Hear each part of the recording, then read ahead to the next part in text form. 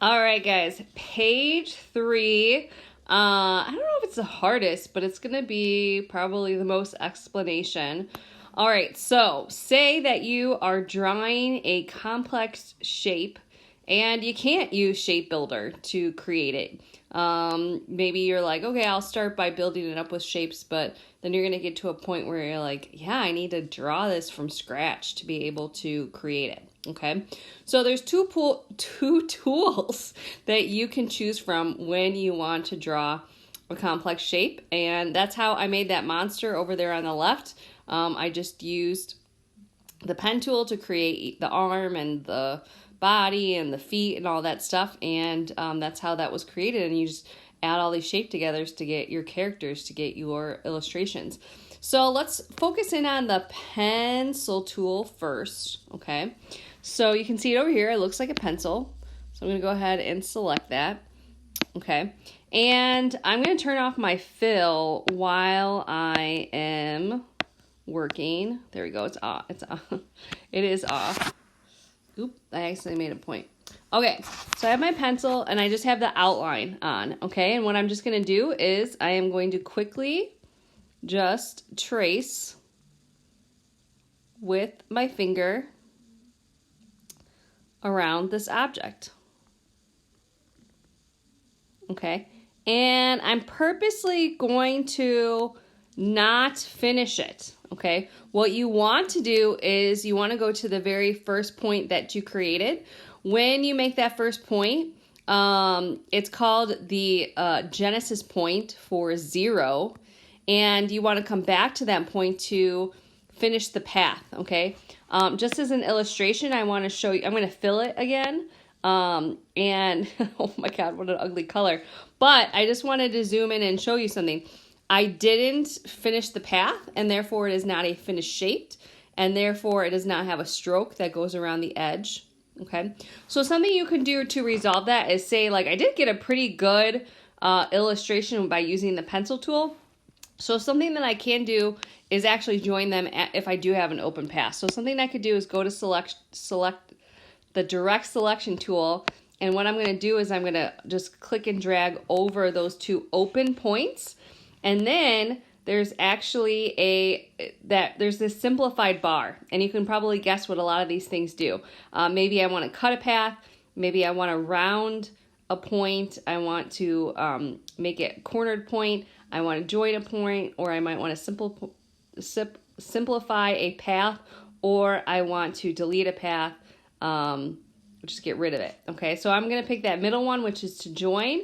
When I do that, it joined those two points together. Okay, now what happened when I was using the pencil tool is that as I was drawing, it was automatically laying down what are called anchor points.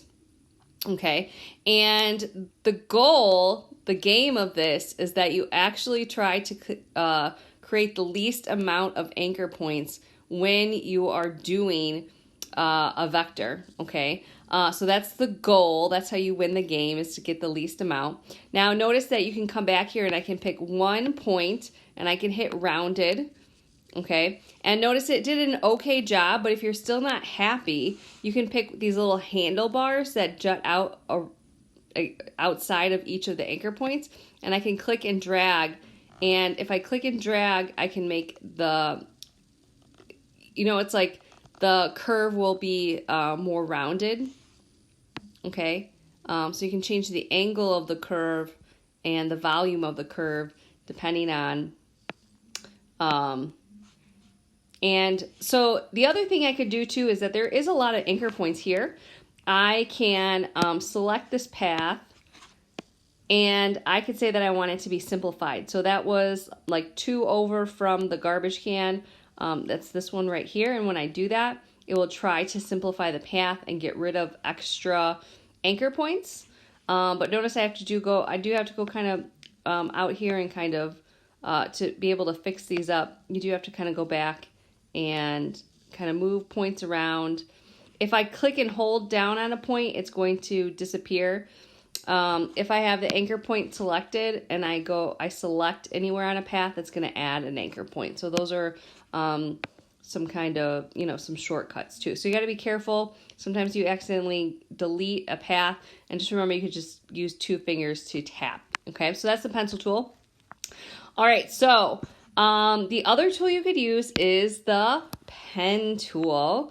And usually this is the tool that students struggle with the most because it's just like new. And if we were on the desktop, I don't know. It's like, I always like to start off with Illustrator because it's just, this is the most challenging tool, but once you learn it, this is how you make everything in Illustrator, and it's really important to learn, okay? So the idea here is I'm just going to click once to start the path. That's the Genesis point. Now, if I click again, it's going to make a straight point. But if I'm going to do it again, I'm going to start over. If I click, make that first Genesis point, click and drag, notice that I'm making a curve, okay? So I'm going to do that again. I'm going to click and drag to make another point. Click and drag. And I'm just slowly going and clicking and dragging. And by doing this, I think I'm actually getting a more accurate, and that's why, the pen tool is kind of favored over the pencil tool. And there's another tool on the desktop version called the Curvature Tool, which is kind of more like the pencil tool, but it's very favored. And then I go back to that Genesis point to finish the path, okay? And now I still have a lot of work to do. If I was a real designer, I'd come back here to opacity and probably bring it down, okay? Now say this was like a drawing of my logo and it had to be perfect, then you need to spend that time and go back, and you need to go back and curve every single point. You could try simplifying it. Just select it, and then it's not. I'm gonna go back and there we go. Simplify it. All right, and then you're gonna have to go back with every single anchor point, and you might have to move the anchor point. And I accidentally deleted it, but don't take too long. And then just go back and you have to perfect every single anchor point. And I accidentally got rid of it. And try curving it. So, yeah. And you really need to try to make it look like the original one that I did. All right. And then, yeah, this one I actually don't need. So you might end up having to move some around, and then you'll find out that kind of makes it easier to curve some places. So that's sometimes what you find out by, adding and deleting. And it's just, a game. So that's why illustrators get paid those big bucks for spending all that time doing this detailed work. So that's really what's going to take the most time, is not kind of making the initial path, but going back and actually perfecting it a little bit. Also, I should point out that, so say I'm going to make a new path. Say I was doing a heart, okay? And if you hold down the circle in the lower left-hand corner, it lets you start and actually angle back another way. So that's why you might want to hold down that pencil tool. I don't know if I'm doing a good amount of justice for that, but say I'm doing a heart and then I'm like, maybe I should, and so, and then I could just actually go back and curve it so that's just kind of an extra little thing that I wanted to mention that you could actually do with that little touch feature, is kind of when you came into, if I was doing a heart and I got to this part of it, that holding down here, I can go back to actually curving it, you know, again. So I'm not doing a very good job explaining. I'm just going to move on. That's what. Maybe I'll have a different example. All right. Been a long, yeah. Okay, so let's talk about this fun new tool that's in Illustrator for iPad. I don't know if it's on the desktop now too because they added it here, but so you can select a shape and then you're going to go to the bottom of your panels and there's this repeat, and I'm just going to pick radial, and it made it a radial design. And then notice that it has more of the, remember I talked about those little arrows, so you can kind of get rid of it and bring in if you want to do like half patterns.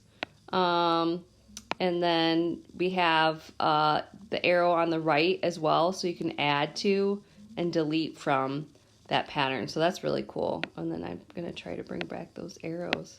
It's not. Yeah, that's the thing with your finger, right? You're like, come on, man. There we go. Going back. All right, so now, oop, I went too far. Okay, there we go. All right, let's do the grid. So you can see how that's the grid, and you can see that you can actually play around with the grid.